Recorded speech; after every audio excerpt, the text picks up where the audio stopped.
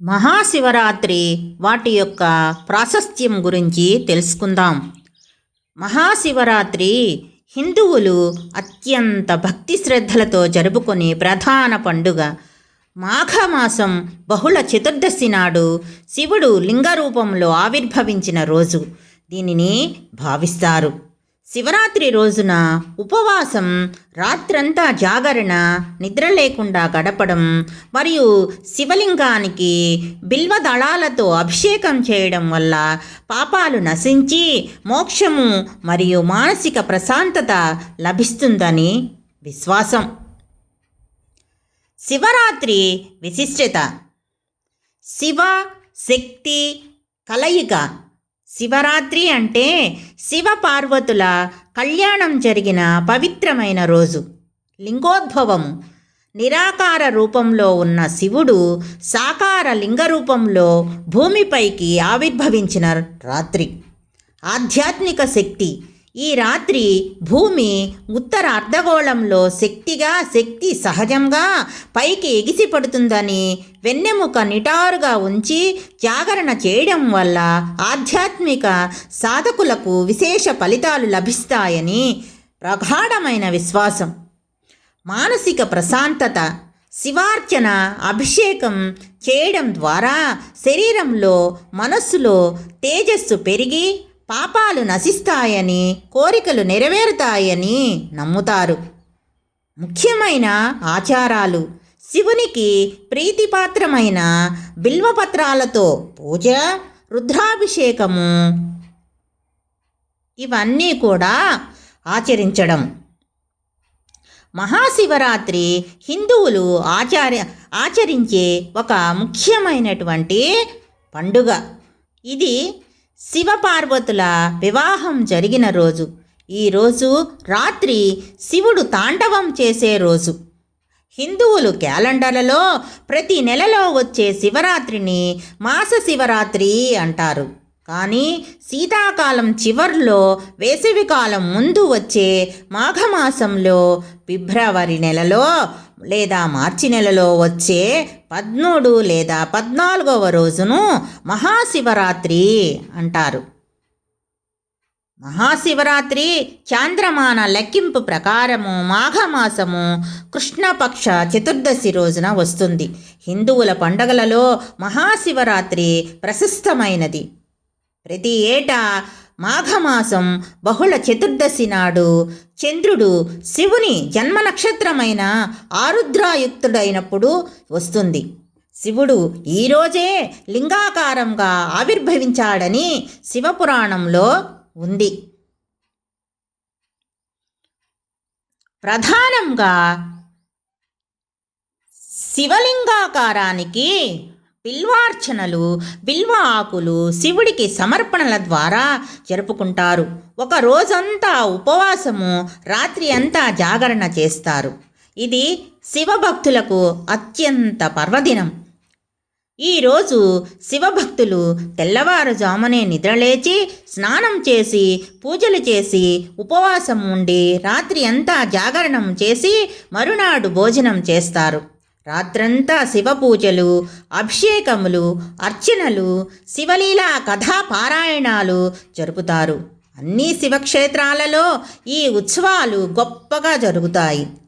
పూర్వము శ్రీశైలం క్షేత్రంలో జరిగే ఉత్సవమును పాల్కురికి సోమనాథుడు పండితారాధ్య చరిత్రములలో విపులంగా వర్ణించాడు. శైవులు ధరించే భస్మము, విభూది తయారు చేయడానికి ఈరోజు పవిత్రమైనదని భావిస్తారు.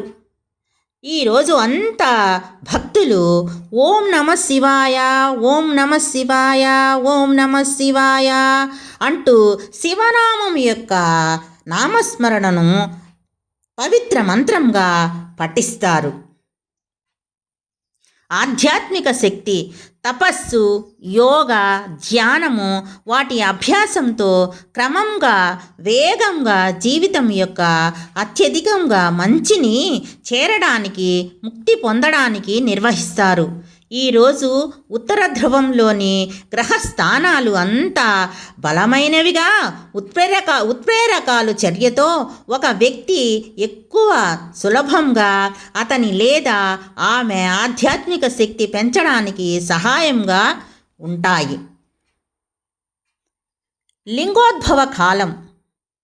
మహాశివరాత్రి రోజున నిశితాకాలం శివపూజ అనుసరించుటకు అనువైన సమయం. శివుడు లింగ రూపంలో భూమి మీద కనిపించింది నిశితాకాలం జరుపుకుంటారు. ఈ రోజున అన్ని శివాలయాలలో అత్యంత పవిత్రమైన లింగోద్భవ పూజ నిర్వహిస్తారు. పురాణ గాథలు. మహాశివరాత్రి గురించి స్కాంద పురాణము, లింగ పురాణము, పద్మ పురాణాలతో సహా అనేక పురాణాలలో ప్రస్తావించబడింది. ఈ మధ్యయుగపు శైవ గ్రంథాలు ఈ పండుగను వివిధ రకాలుగా వర్ణించాయి. వీటిలో ఉపవాసము, శివుని చిహ్నంగా భావించే శివలింగానికి పూజలు చేయడం వంటివి ఉన్నాయి. వివిధ పురాణాలు మహాశివరాత్రి యొక్క ప్రాముఖ్యతను వివరిస్తాయి. శైవ సంప్రదాయంలో ఒక పురాణం ప్రకారము సృష్టి స్థితి లయకారకుడైనటువంటి శివుడు తాండవం చేసే రాత్రి ఇది. స్తోత్రాలు, శైవ గ్రంథాలు పఠనము, భక్తుల హోరు ఈ విశ్వ నృత్యంలో చేరి ప్రతి చోట శివుని ఉనికిని గుర్తు చేస్తుంది. మరొక పురాణం ప్రకారము ఇది శివుడు మరియు పార్వతి వివాహం చేసుకున్న రాత్రి. వేరొక పురాణం ప్రకారము శివరాత్రి అనేది సంవత్సరానికి ఒకసారి శివలింగాన్ని పూజించడము, గతంలో చేసిన పాపాలను ప్రక్షాళన చేసుకోవడానికి పుణ్యమార్గంలో జీవించి కైలాసాన్ని చేరుకోవడము. క్షీరసాగర మథన సమయంలో ఉద్భవించిన హాలాహలాన్నించి ప్రపంచాన్ని కాపాడడం కోసము శివుడు దాన్ని సేవించి కంఠంలో దాచుకొని నీలకంఠుడు అనే పేరు పొందిన రాత్రి కూడా ఇదే.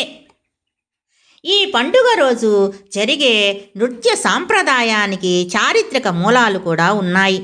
కోణార్కు, ఖజురహో, పట్టడకల్, మోధేరా, చిదంబరం వంటి ప్రధాన హిందూ దేవాలయాలలో వార్షిక నృత్య ఉత్సవాలకు మహాశివరాత్రి చారిత్రాత్మకమైన సమ్మేళనంగా పనిచేసింది. ప్రళయం. మహాప్రళయ కాలంలో సర్వలోకాలు సముద్ర నీరుతో నిండి ఉన్నప్పుడు పార్వతీదేవి మహాప్రళయం అనంతరము మళ్ళీ జీవులను జీవశక్తిని పెంపొందించే నిమిత్తము తన భర్త శివుడు ప్రార్థించారు అని మరో కథనం.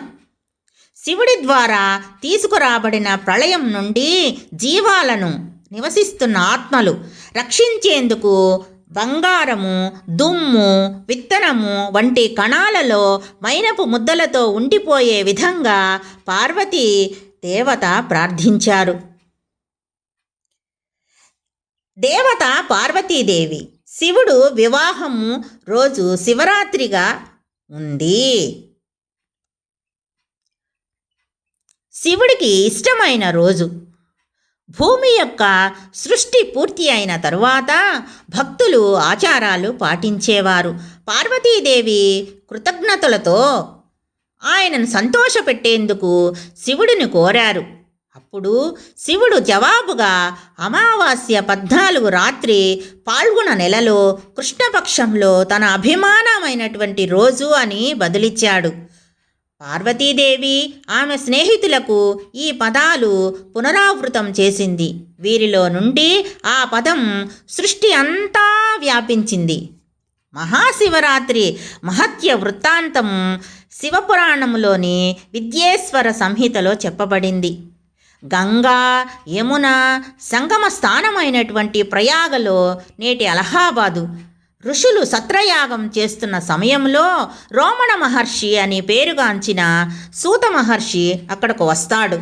అలా వచ్చిన సూత మహర్షికి ఆ ఋషులు నమస్కరించి సర్వోత్తమమైనటువంటి ఇతిహాస వృత్తాంతాన్ని చెప్పమనగా అతను తన గురువు అయిన వేదవ్యాసుడు తనకు చెప్పిన గాథను వివరించడం ప్రారంభిస్తాడు.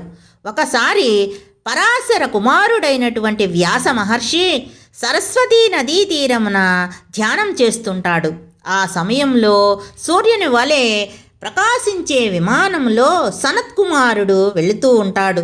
దానిని గమనించిన వ్యాసుడు బ్రహ్మకుమారుడైన సనత్కుమారునకు నమస్కరించి ముక్తిని ప్రసాదించే గాథను తెలుపమంటాడు.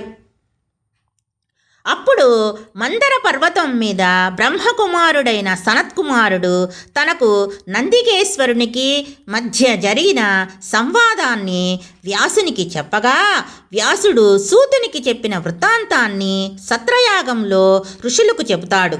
సనత్కుమారుడు నందికేశ్వరుడిని శివుని సాకారమైన మూర్తిగా, నిరాకారుడైన లింగంగా పూజించడానికి సంబంధించిన వృత్తాంతాన్ని చెప్పమంటాడు. దానికి సమాధానంగా నందికేశ్వరుడు ఈ వృత్తాంతాన్ని చెబుతాడు.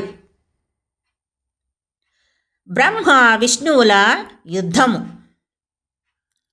ఒకప్పుడు ప్రళయకాలం సంప్రాప్తం కాగా మహాత్ములకు బ్రహ్మ విష్ణువులు ఒకరితో ఒకరు యుద్ధానికి దిగారు. ఆ సమయంలోనే మహాదేవుడు లింగరూపంగా ఆవిర్భవించాడు. దాని యొక్క వివరాలు ఇలా ఉన్నాయి. ఒకప్పుడు బ్రహ్మ అనుకోకుండా వైకుంఠానికి వెళ్ళి శేషశయ్యపై నిద్రిస్తున్న విష్ణువును చూసి, నీవెవరవు? నన్ను చూసి గర్వంతో శయ్యపై పడుకున్నావులే, నీ ప్రభువును వచ్చి ఉన్నాను, నన్ను చూడు. ఆరాధనీయుడైన గురువు వచ్చినప్పుడు గర్వించిన మూఢుడికి ప్రాయశ్చితం విధించబడుతుంది అని అంటాడు. ఆ మాటలు విన్న విష్ణువు బ్రహ్మను ఆహ్వానించి ఆసనం ఇచ్చి, నీ చూపులు ప్రసన్నంగా లేవేమిటి అంటాడు. దానికి సమాధానంగా బ్రహ్మ, నేను కాలముతో సమానమైన వేగంతో వచ్చాను, పితామహుడను, ఈ జగత్తును నిన్ను కూడా రక్షించేవాడను అంటాడు. అప్పుడు విష్ణువు బ్రహ్మతో, ఈ జగత్తు నాలో ఉంది, నీవు చోరుని వలె ఉన్నావు, నీవే నా నాభిలోని పద్మము నుండి జన్మించినావు, కావున నీవు నా పుత్రుడువు, నీవు వ్యర్థముగా మాట్లాడుతున్నావు అంటాడు. ఈ విధంగా బ్రహ్మ విష్ణువు ఒకరితోనొకరు సంవాదంలోనికి దిగి చివరికి యుద్ధానికి సన్నద్ధులవుతారు. బ్రహ్మ హంసవాహనం పైన, విష్ణువు గరుడ వాహనం పైన ఉండి యుద్ధాన్ని ఆరంభిస్తారు. ఈ విధంగా వారిరువురు యుద్ధం చేస్తూ ఉండగా దేవతలు వారి వారి విమానాలు అధిరోహించి వీక్షిస్తూ ఉంటారు. బ్రహ్మ విష్ణువుల మధ్య యుద్ధము అత్యంత ఉత్కంఠతతో జరుగుతూ ఉంటే వారు ఒకరి వక్షస్థలంపై మరొకరు అగ్నిహోత్ర సమానమైన బాణాలను సంధించుకొనసాగారు. ఇలా సమరం జరుగుతూ ఉండగా విష్ణువు మహేశ్వరాస్త్రము, బ్రహ్మ పాశుపతాస్త్రము ఒకరి మీద ఒకరు సంధించుకుంటారు. ఆ అస్త్రాలను వారు సంధించిన వెంటనే సమస్త దేవతలకు భీతి కలుగుతుంది. ఏమీ చేయలేక దేవతలందరూ శివుని నివాసమైనటువంటి కైలాసానికి బయలుదేరతారు. ప్రమథగణాలకు నాయకుడైన శివుని నివాస స్థలమైనటువంటి కైలాసంలో మణులు పొదగబడిన సభా మధ్యలో ఉమాసహితుడై తేజస్సుతో విరాజిల్లుతున్న మహాదేవునికి పరిచారికులు శ్రద్ధతో వింజామరలు వీచుతూ ఉంటారు. ఈ విధంగానున్న ఈశ్వరునికి దేవతలు ఆనంద బాష్పాలతో సాష్టాంగంగా ప్రణమిల్లుతారు. అప్పుడు ప్రమథ గణాల చేత శివుడు దేవతలను దగ్గరకు రమ్మని ఆహ్వానిస్తాడు. అన్ని విషయాలు ఎరిగిన శివుడు దేవతలతో, బ్రహ్మ విష్ణువుల యుద్ధము నాకు ముందుగానే తెలియను, మీ కలవరము గాంచిన నాకు మరలా చెప్పినట్లయినది అని అంటాడు. బ్రహ్మ విష్ణువులకు ప్రభువైన శివుడు సభలో ఉన్న 100 ప్రమథ గణాలను యుద్ధానికి బయలుదేరమని చెప్పి తాను అనేక వాద్యములతో అలంకారములతో కూడిన వాహనం పైన రంగురంగుల ధ్వజముతో, వింజామరతో, పుష్పవర్షముతో, సంగీతము, నాట్యమాడే గుంపులతో, వాద్య సమూహముతో పార్వతీదేవితో బయలుదేరుతాడు. యుద్ధానికి వెళ్ళిన వెంటనే వాద్యాల ఘోషను ఆపి రహస్యంగా యుద్ధాన్ని తిలకిస్తాడు మహేశ్వరుడు.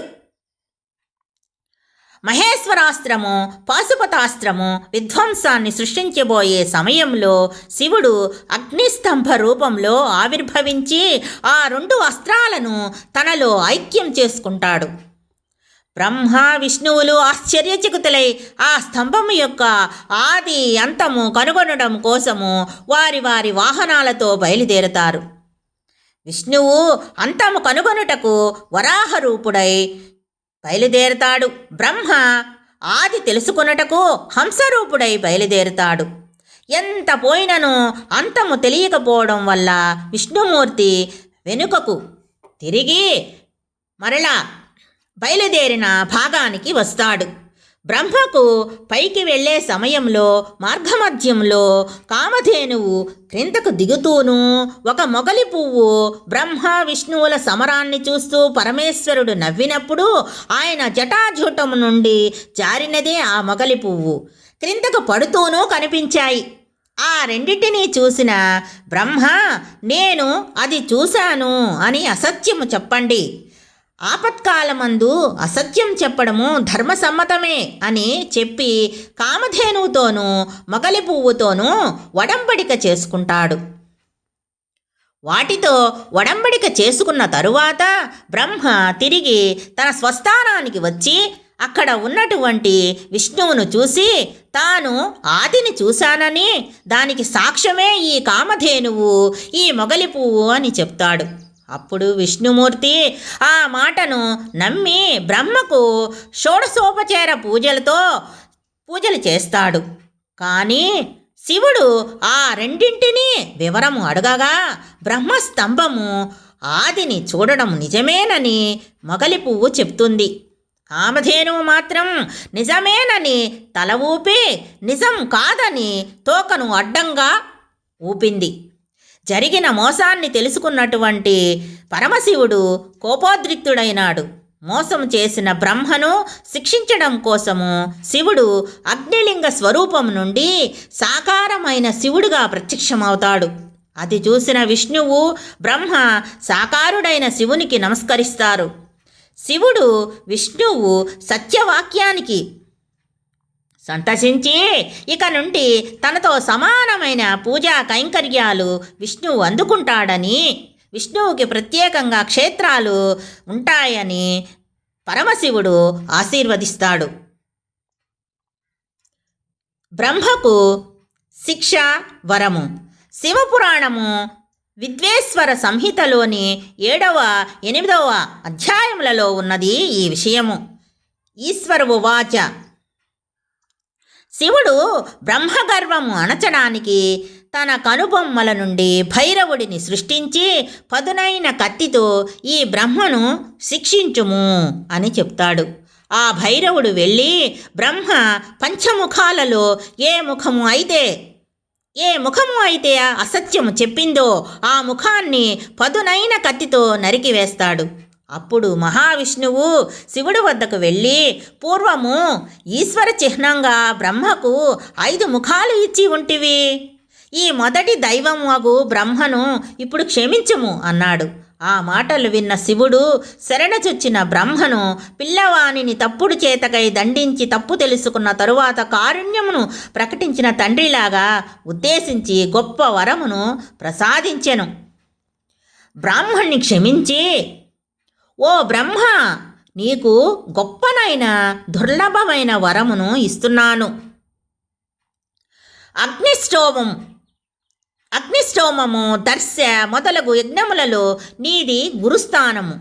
ఎవరేని చేసిన యజ్ఞములలో అన్ని అంగములు ఉన్నా అన్నింటినీ సరిగా నిర్వర్తించిన యజ్ఞ నిర్వహణం చేసిన బ్రాహ్మణులకు దక్షిణలు ఇచ్చినా నీవు లేని యజ్ఞము వ్యర్థమగును అని వరమిచ్చెను. మొగలి పువ్వుకు శాపము. ఆ తరువాత కేతకీ పుష్పము వైపు చూసి అసత్యము పలికిన నీతో పూజలు ఉండకుండుగాక అని పరమశివుడు అన్నాడు. అది విన్న దేవతలు కేతకీ పుష్పాన్ని దూరంగా ఉంచారు. దీనితో కలత చెందినటువంటి కేతకీ పుష్పము పరమేశ్వరుడు అయినటువంటి నిన్ను చూసిన తరువాత కూడా అసత్యదోషము ఉండునా అని మహదేవా అని మహాదేవుడిని స్తుతించింది. దానితో ప్రీతి చెందిన శివుడు అసత్యము చెప్పినా నిన్ను ధరించడం జరగదు, అసత్యము చెప్పావు కాబట్టి నిన్ను ధరించడము జరగదు, కానీ కేతకీ పుష్పాన్ని నా భక్తులు ధరిస్తారు. అదేవిధంగా కేతకీ పుష్పము చిత్రరూపంలో నాపై ఉంటుంది అని పరమశివుడు చెప్తాడు. కామధేనువుకు శాపము. అసత్యాన్ని చెప్పిన కామధేనువును కూడా శివుడు శిక్షించదలిచాడు. అసత్యమాడినందుకు పూజలు ఉండవని శివుడు కామధేనువుకు శాపమిచ్చాడు. తోకతో నిజం చెప్పావు కనుక క్షమించమని కామధేనువుని శివుని ప్రాధేయపడింది. భోలాశంకరుడు కనుక కోపమును దిగంబ్రింగి ముఖముతో అసత్యమాడితివి కనుక నీ ముఖము పూజనీయము కాదు, కానీ సత్యమాడినటువంటి నీ పృష్ఠభాగము పునీతమై పూజలందుకొనును అని పరమశివుడు వాకృచ్ఛను. అప్పటి నుండి గోముఖము పూజార్హము కానిది అయినది. గోమూత్రము, గోమయము, గోక్షీరములు పునీతములై పూజా పురస్కారములలో వాడబడుచున్నవి. వృషభాగమునకు పూజలు అందుకొనుచు గోమాత పూజింపబడుతున్నది. శివుడు త్రిమూర్తులలో ఒకరైన లయకారుడు శివుడు. సంస్కృతం హిందూ మతంలోని ప్రధాన దేవుడు. మరో పేరు సదాశివుడు. సృష్టిలోని అంతటికీ మూల కారణం శివుడు. త్రిమూర్తులలో ఒకరు. బ్రహ్మ, విష్ణు శక్తులకు ఉద్భవించడానికి బ్రహ్మ, విష్ణు శక్తులుగా ఉద్భవించడానికి మూల కారణమైనటువంటి పరమశివుడు మహాకాలునిగా బ్రహ్మ, విష్ణుతో సహా సమస్త సృష్టిని తనలో ఐక్యం చేసుకొని నూతన సృష్టి ఉద్భవింప చేసేవాడే మహాకాలుడు. సదాశివుడు అనగా ఆది అంతము లేనివాడు. శివ అనగా సంస్కృతంలో శుభము, సౌమ్యము అని అర్థాలు ఉన్నాయి. ఈయన బ్రహ్మ, విష్ణువు కోరిక మేరకు త్రిమూర్తులలో చివరివాడైనటువంటి శంకరునిగా ఉద్భవిస్తాడు. శివుడు హిందువులు పూజించే దేవుళ్లలో ప్రథముడు. శివుడు పశుపతిగాను లింగరూపంలోనూ సింధు నాగరికత కాలానికే పూజలందుకున్నాడు. నేటికి దేశమంతటా శివాలయాలే అధిక సంఖ్యలో ఉన్నాయి. వేదాలలో శివుడు రుద్రునిగా పేర్కొన్నారు. శైవంలో శివుని పరమాత్మగాను ఆదిదేవునిగాను భావిస్తారు. అయితే స్మార్తం వంటి ఇతర హిందూ శాఖలలో దేవునిని అనేక రూపాలుగా ఒకనిగా పూజిస్తారు. వైష్ణవంలో శివుని విష్ణువు యొక్క రూపంగా భావిస్తారు. శివుని ప్రత్యేకంగా ఆరాధించే హిందూ మతస్థులను శైవులు అంటారు. శైవం, వైష్ణవం, శాక్తేయం హిందూ మతంలోని 3 ముఖ్యమైన సంప్రదాయాలు. వినాయకుడు, కుమారస్వామి, అశోక సుందరి, జ్యోతి, మానసలు పార్వతీ పరమేశ్వరుల బిడ్డలు. ఆదిశంకరాచార్యుల వారి ప్రకారము శివ అనగా కల్మషం లేనివాడు, అంటే ప్రకృతి యొక్క సత్వ, తమో, రజోగుణాలు ఏవి అంటనివాడు. అందుచేత శివనామ స్మరణంతోనే సకల జనులను పరిశుద్ధం చేయువాడు. స్వామి చిన్మయానందుల వారి ప్రకారం శివుడు అనగా అనంత పరిశుద్ధుడు, ఏ గుణములు అతడిని కళంకితుడిని చేయలేనివాడు అని అర్థము. శివుడు జనన మరణాలకు అతీతుడు, కాలాతీతుడు అనగా కాలమునకు వశము కానివాడు. అందుకనే సదాశివుడు అంటాము. అంతయు శివుడే. అందుకే అందరూ దేవతలు శివారాధకులే. విష్ణువు, బ్రహ్మ, ఇతర దేవతలు సదా శివలింగారాధకులే, శివారాధన చేస్తూ ఉంటారు. పరమశివుడు అనగా అంతటా ఉండేవాడు. శివుడు ఎంతవరకు విస్తరించాడో కనుగొనడము అసంభవము. అది బ్రహ్మ, విష్ణువులకే సాధ్యం కాలేదు. అందుకే పరమశివుడు అంటారు. మరొక ఇతిహాసంలో బ్రహ్మ విష్ణువు మహేశ్వరులకు త్రిమూర్తులకు జన్మనిచ్చింది ఆదిపరాశక్తి అగు శ్రీ రాజరాజేశ్వరీదేవి. అప్పుడు రాజరాజేశ్వరీదేవికి మూడవ నేత్రం ఉంది. అనంతరము తనను ఈ ముగ్గురిలో ఎవరో ఒకరు వివాహమాడవలసిందిగా కోరింది. మొదట ముగ్గురు నిరాకరించారు. ఆమె నచ్చజెప్పిన పిమ్మట శివుడు తనని వివాహమాడేందుకు అంగీకరించి ఒక షరతు పెట్టాడు. అది తనను ఆదిపరాశక్తిని వివాహమాడిన అనంతరము మూడవ నేత్రము శివునికి ఇవ్వాలి. అందుకు ఆ దేవత ఆ ఆదిపరాశక్తి అంగీకరించి వివాహానంతరము శివునికి మూడవ నేత్రము ఇచ్చింది. అప్పుడు శివుడు ఆ మూడవ నేత్రంతో ఆ దేవతను భస్మం చేసి ఆ భస్మరాశిని 3 భాగాలుగా విభజించి లక్ష్మీ సరస్వతి పార్వతులను సృష్టించాడు అని ఈ యొక్క పురాణం చెప్పబడింది. శివుని యొక్క రూపము పరమశివుని ఆకృతిలో ఒక్కొక్క దానికి ఒక్కొక్క అర్థం ఉంది. శివుని త్రిశూలము సత్వ రజో తమో గుణాలకు ప్రతిరూపాలు. ఢమరుకము శుద్ధ బ్రహ్మ స్వరూపము. అతని శిరస్సును అలంకరించిన చంద్రవంక మనోనిగ్రహానికి ప్రతీక. గంగాదేవి శుద్ధతకు ప్రతీక.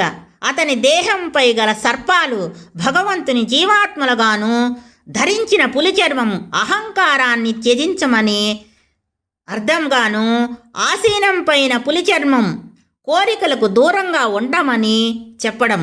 భస్మం పరిశుద్ధతను సూచిస్తాయి. అతను పట్టుకున్న 4 జింకకాళ్ళు చతుర్వేదాలకు, నందీశ్వరుడు సత్సంగత్యానికి, ధర్మానికి, మూడవ నేత్రం జ్ఞానానికి సూచికలు. 2 స్వరూపాలు. శివుడు కేవలం రుద్రస్వరూపమే కాక ప్రేమస్వరూపుడు కూడా. శివుణ్ణి, అతని కుటుంబాన్ని మనము 2 విధాలుగా దర్శించవచ్చును.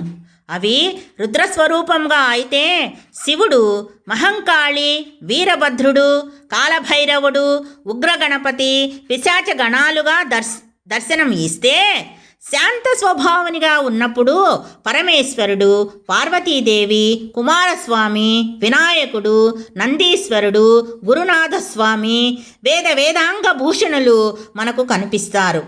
ఇలా మనం జాగ్రత్తగా పరిశీలిస్తే మహాదేవుణ్ణి 2 రూపాలలో గమనిస్తాము. శివునికి పేర్లు, అవతారాలు, మారుపేర్లు. దక్షిణామూర్తి పరమశివుని జ్ఞానగురువు అవతారం. ఇతర గురువుల మాటలతో శిష్యులకు బోధిస్తారు.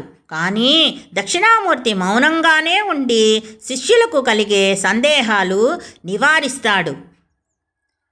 ఆదిదేవుడు, నటరాజు, చంద్రమౌళి, రుద్రుడు, కైలాసపతి, కైలాసాధిపతి, ముక్కంటి, పరమశివుడు, పశుపతి, పాలాక్షుడు, సోమశేఖరుడు, గరళకంఠుడు, చంద్రశేఖరుడు, గంగాధరుడు, హరుడు, నీలకంఠుడు, గౌరీపతి,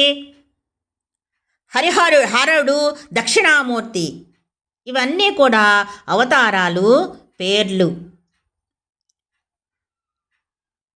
ఓం నమః శివాయ. ఓం నమః శివాయ.